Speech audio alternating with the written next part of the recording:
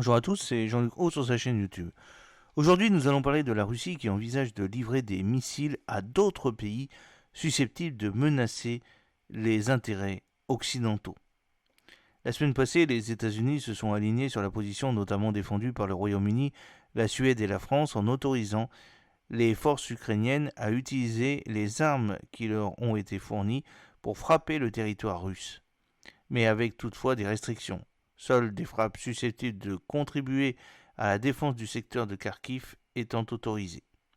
Le président Joe Biden a donné pour mission à son équipe de faire en sorte que l'Ukraine puisse utiliser des armes américaines afin de contre-attaquer dans la région de Kharkiv, de manière à riposter lorsque les forces russes l'attaquent et se préparent à attaquer.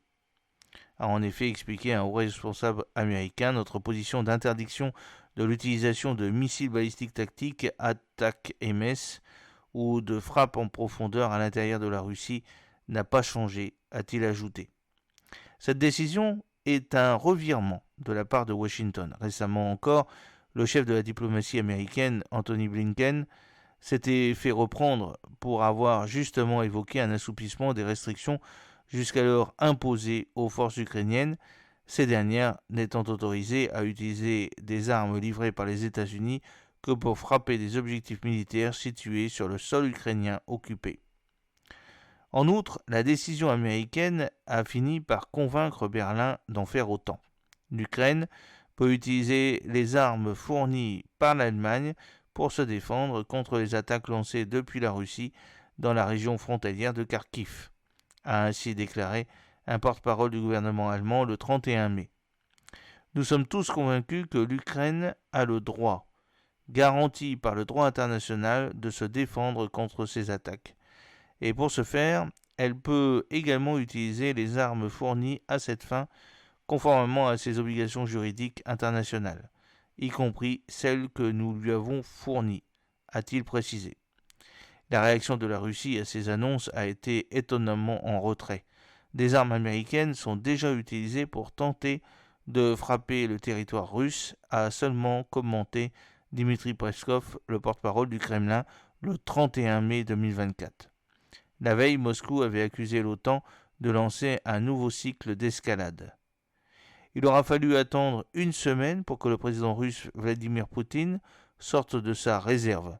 Si quelqu'un considère possible de fournir de telles armes dans la zone de combat pour frapper notre territoire, pourquoi n'aurions-nous pas le droit de fournir nos armes du même type dans des régions du monde où seront frappées les installations sensibles des pays qui agissent ainsi contre la Russie? Nous y réfléchirons, a-t-il déclaré en marge du Forum économique international annuel de Saint-Pétersbourg, après avoir estimé que les récentes actions des Occidentaux allaient encore plus porter atteinte à la sécurité internationale et pourraient engendrer des problèmes très graves.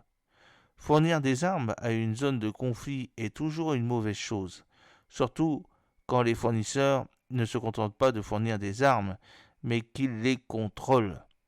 C'est une mesure très grave et très dangereuse, a ainsi déclaré M. Poutine en laissant entendre que des instructeurs militaires occidentaux étaient déjà présents en Ukraine.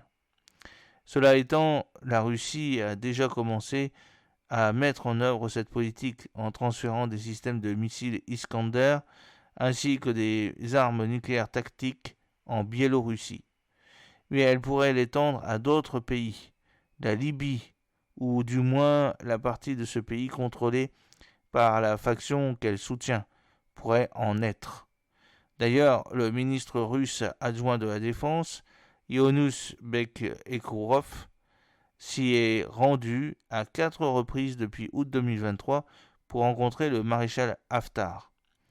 A priori, Moscou aurait l'intention d'installer des bases navales à Tobruk ou à Benghazi.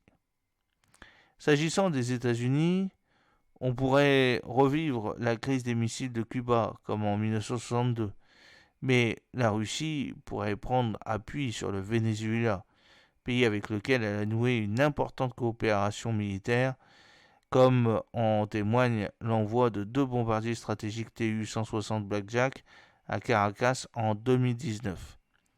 La péninsule de Paraguaná pourrait par exemple accueillir des missiles ayant la portée suffisante pour menacer la Floride. En outre, M. Poutine s'en est pris à l'Allemagne. Les livraisons de chars allemands à l'Ukraine ont choqué de nombreuses personnes en Russie. Maintenant, si les Ukrainiens utilisent des missiles allemands pour frapper des installations sur le territoire russe, cela ruinera complètement les relations russo-allemandes, a-t-il prévenu. Enfin, le chef du Kremlin a de nouveau évoqué un éventuel recours à l'arme nucléaire. Pour une raison quelconque, les Occidentaux croient que la Russie ne l'utilisera jamais, a-t-il dit. Or, a-t-il continué en évoquant la doctrine nucléaire russe, si les actions de quelques-uns menacent notre souveraineté et notre intégrité territoriale, nous considérons qu'il est possible d'utiliser tous les moyens à notre disposition. J'espère que cette petite vidéo vous a plu. N'oubliez pas de cliquer sur le pouce pour la promouvoir, de vous abonner si ce n'est pas encore fait et de partager cette vidéo sur vos réseaux sociaux. A très bientôt, fidèlement, Jean-Luc O.